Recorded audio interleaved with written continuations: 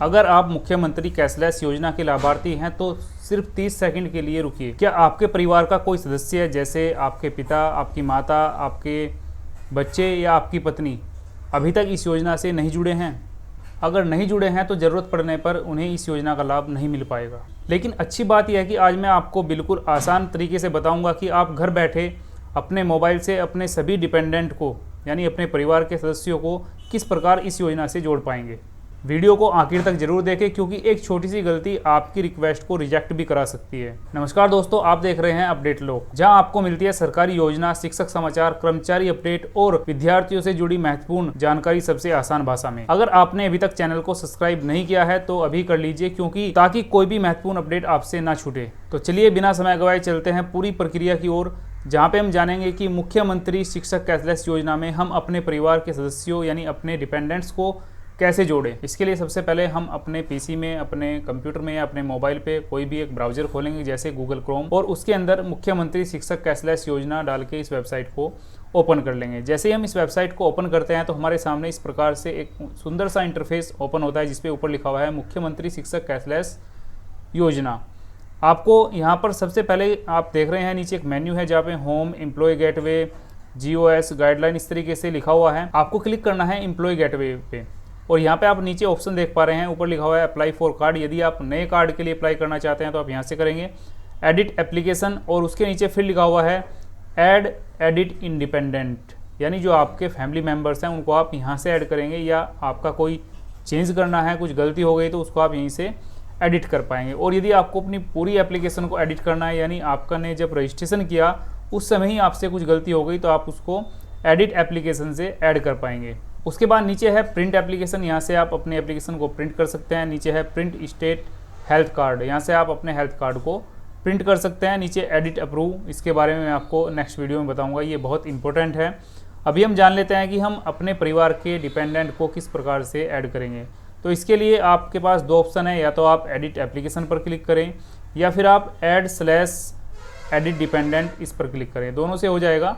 मैं edit application पर कर रहा हूं क्योंकि यदि मेरे फॉर्म में मेरे रजिस्ट्रेशन में कोई समस्या हुई होगी तो मैं उसको भी चेंज कर सकता हूं। जैसे मैं इस पर क्लिक करता हूं तो मेरे सामने कुछ इस प्रकार से इंटरफेस ओपन होता है जहां पे मुझसे मेरा आधार कार्ड नंबर मांगा जा रहा है। मैं अपना आधार कार्ड नंबर डालूंगा, उसके बाद जो ऊपर कैप्चा दिया हुआ है इस कैप्चा को मैं नीचे फिल करूंगा और उसके बाद मैं सेंड OTP पर क्लिक कर दूंगा। जैसे ही मैं सेंड OTP पर क्लिक करता हूं तो मेरे सामने कुछ इस प्रकार से एक नया इंटरफेस ओपन होता है जिसमें मेरे मोबाइल पर जो रजिस्टर्ड मोबाइल नंबर है आपके आधार कार्ड में, उस पर एक OTP गया है। आपका वो OTP केवल 5 मिनट के लिए वैलिड है। आपको उसको अपने मोबाइल से उस OTP को देखना है और देखने के बाद आप अपने उस OTP को डालेंगे एंटर OTP हियर यहाँ पर, और नीचे यहाँ पर आपको एक चेकबॉक्स दिख रहा है, आप इस चेकबॉक्स पर क्लिक करेंगे। क्लिक करने के बाद आप सबमिट बटन पर क्लिक कर देंगे। जैसे आप सबमिट बटन पर क्लिक करते हैं तो आपका जो इंटरफेस है वो चेंज हो जाएगा और आपकी जानकारी यहाँ पर ओपन हो जाएगी। आप देख पाएंगे अपनी सभी जानकारी को, आप अपने नाम को, आपकी डेजिग्नेशन क्या है यानी आपकी पोस्ट क्या है, आपके स्कूल का नाम क्या है, आपका यूडाइस कोड क्या है, आपका EHRMS कोड क्या है। इसके बारे में मैंने आपको पहले वीडियो में बताया था कि ये कोड कौन सा कोड होता है और कहाँ से आता है। उसके बाद एप्लीकेंट का नाम यानी आपका नाम, आपके गार्जियन का नाम और आपकी डेट ऑफ बर्थ, आपकी रिटायरमेंट डेट, आपका जेंडर, आपका मोबाइल नंबर, आपकी ईमेल आईडी, आप इन सभी चीज़ों को यहाँ से चेंज कर सकते हैं। साथ ही साथ आप अपना एड्रेस भी यहाँ पर चेंज कर पाएंगे। तो इस प्रकार से आपके सामने ये आपका रजिस्ट्रेशन फॉर्म सबसे पहले ओपन होगा। आप अच्छे से जांच लीजिए, यदि कोई गड़बड़ है, कोई गलती है तो आप उसको यहाँ से सुधार सकते हैं। उसके बाद आप नीचे जाएंगे तो नीचे यहाँ पर आपको ये टिक करना है, डिक्लेरेशन को क्लिक करना है दोनों जगह, और उसके बाद इस कैप्चा को यहाँ पर फिल करना है। उसके बाद आप सेव एंड नेक्स्ट बटन पर क्लिक करेंगे। जैसे आप सेव एंड नेक्स्ट बटन पर क्लिक करते हैं तो आपके सामने एक नया इंटरफेस ओपन होना चाहिए था, लेकिन यहाँ पर साइट से कुछ एरर अभी चल रही है। पिछले 3-4 दिन से जो सर्वर है उसके ऊपर कुछ प्रॉब्लम है जिसके कारण साइट प्रॉपर काम नहीं कर रही। तो इस प्रकार से आपके सामने एक एरर ओपन हो सकती है। आपको पेज को दोबारा से रिफ्रेश कर लेना है। यदि एक बार में नहीं हो तो आप दोबारा कर लीजिए या तीसरी बार कर लीजिए, आपका साइट ओपन हो जाएगी। उसके बाद ये एरर आपकी चली जाएगी और आपकी साइट ओपन हो जाएगी। जैसे ही आपकी साइट ओपन होती है तो आपके सामने कुछ इस प्रकार से आपकी पूरी डिटेल जो आपने अभी एडिट की है और उसको दोबारा से सेव किया, इस प्रकार से आपको उसका प्रीव्यू दिखाई देगा। आप अपनी डिटेल को, अपने फ़ोटो को, सब चीज़ को आप यहाँ से चेक कर सकते हैं। चेक करने के बाद आप नीचे आएंगे इसी फॉर्म में तो आप देख पाएंगे नीचे एक ऑप्शन है जहाँ पे लिखा हुआ है do you want to add dependent, और यहाँ पे आपको 2 ऑप्शन दिए हुए हैं, यस और नो। हो सकता है जब आपने रजिस्ट्रेशन किया हो उस समय यहाँ पर नो चूज़ करके आप आगे बढ़ गए हों, तो आपके जो फैमिली मेम्बर्स है वो आपसे छूट गए हों ऐड के बिना। तो आप यहाँ पर यस करेंगे और यस करने के बाद फिर आप नेक्स्ट बटन पर, यानी ये जो ग्रीन वाला बटन है इस पर क्लिक करेंगे। जैसे आप इस पर क्लिक करते हैं तो आपके सामने एक फॉर्म ओपन होता है जिसके थ्रू आपके जो डिपेंडेंट्स हैं उनकी डिटेल आपसे मांगी जाती है। आप डिपेंडेंट्स का यहाँ पे नाम भरेंगे, उसके बाद उनका जेंडर चूज़ करेंगे, फिर आप यहाँ पर चूज़ करेंगे कि आप उसके फादर हैं या स्पूंस हैं। उसके बाद यहाँ पर आप अपना नाम भर देंगे, डेट ऑफ बर्थ भरेंगे, उसके बाद फिर मैरिड या अनमैरिड यहाँ से चूज़ करेंगे, आधार नंबर डालेंगे, यदि आप हैंडीकैप हैं तो यहाँ पर यस चूज़ करेंगे और यदि नहीं है तो आप नो चूज़ करेंगे। उसके बाद आपको यहाँ पे रिलेशन, यानी जो जिनका कार्ड है, जिन टीचर का कार्ड है उनके साथ क्या रिलेशन है जिसको हम ऐड कर रहे हैं उनका। उसके बाद परसेंटेज डिसेबिलिटी, और उसके बाद यहाँ पे आएगा एम्प्लॉय स्टेटस, यानी आप जिस डिपेंडेंट को हम ऐड कर रहे हैं वो कहीं पे एम्प्लॉय है या नहीं, यानी कहीं पे काम करता है या नहीं करता है। उसके बाद यहाँ पे यदि आपने हैंडीकैप में यस चुना है तो आपको यहाँ पे डिसेबिलिटी सर्टिफिकेट यहाँ पर अपलोड करना होगा। और उसके बाद मंथली इनकम, यदि आपके डिपेंडेंट कोई भी कार्य नहीं करते हैं यानी कहीं पे भी काम नहीं करते हैं तो यहाँ पर आप 0 डालेंगे। उसके बाद यहाँ से आप अपनी पिक्चर प्रोफाइल को, अपनी मीन्स यानी जिनको आप ऐड कर रहे हैं उनकी पिक्चर प्रोफाइल को चूज़ करेंगे। और ध्यान रहे कि जब आप पिक्चर प्रोफाइल को चूज़ करें तो उसका साइज़ केवल 20 KB का होना चाहिए। देखिए ये एक जानकारी मैंने आपको भर के यहाँ पे दिखाई है।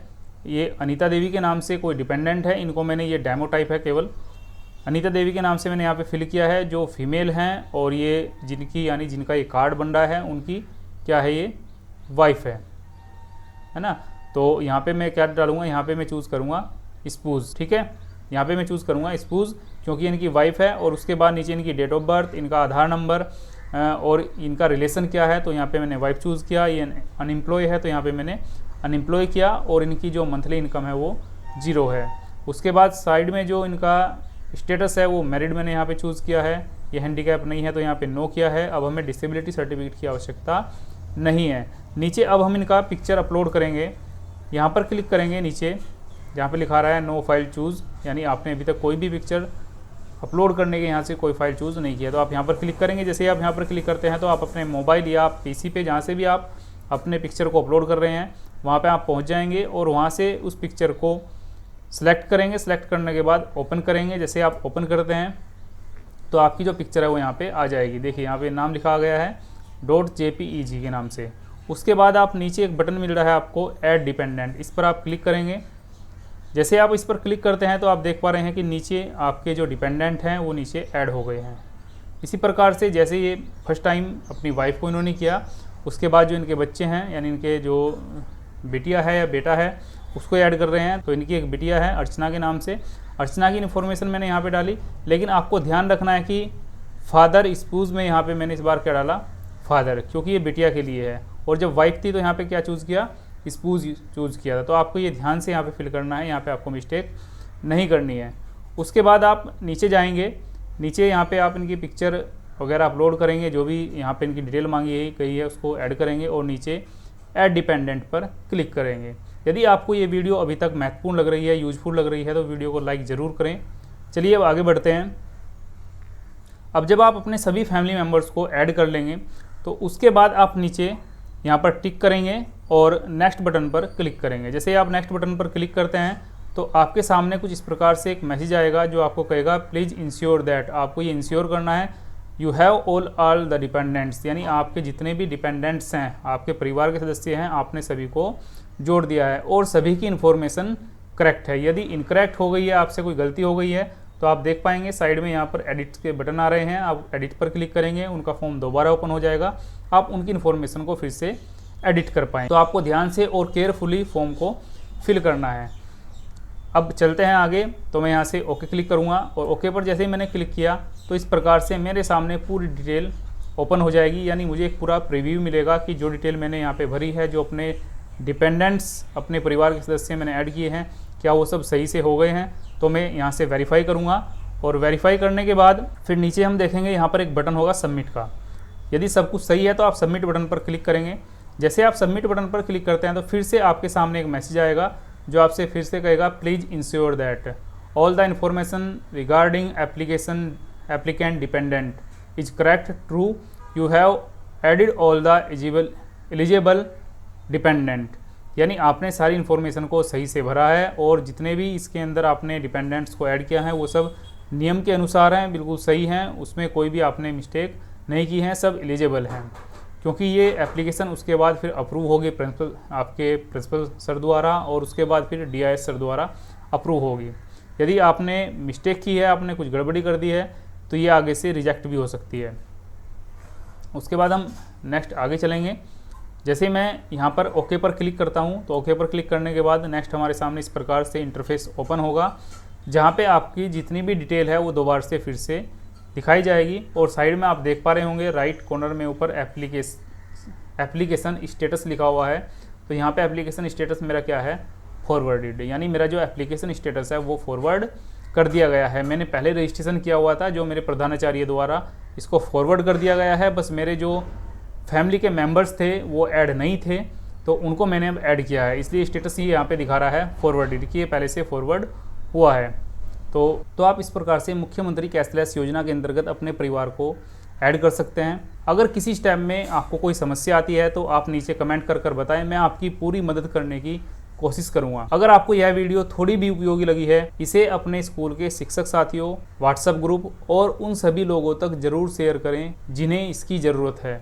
हो सकता है आपके एक शेयर से, हो सकता है आपकी एक शेयर की गई वीडियो किसी परिवार की बड़ी समस्या का समाधान बन जाए। ऐसी ही सरकारी योजना, शिक्षक समाचार, कर्मचारी अपडेट और महत्वपूर्ण ऑनलाइन प्रक्रिया की जानकारी सबसे पहले पाने के लिए हमारे चैनल अपडेट लॉग को सब्सक्राइब करें और बेल आइकन को जरूर दबाएं। मैं मिलता हूं आपसे अगली वीडियो में एक नई उपयोगी जानकारी के साथ। तब तक आप अपना और अपने परिवार का ध्यान रखिए। धन्यवाद। जय हिंद।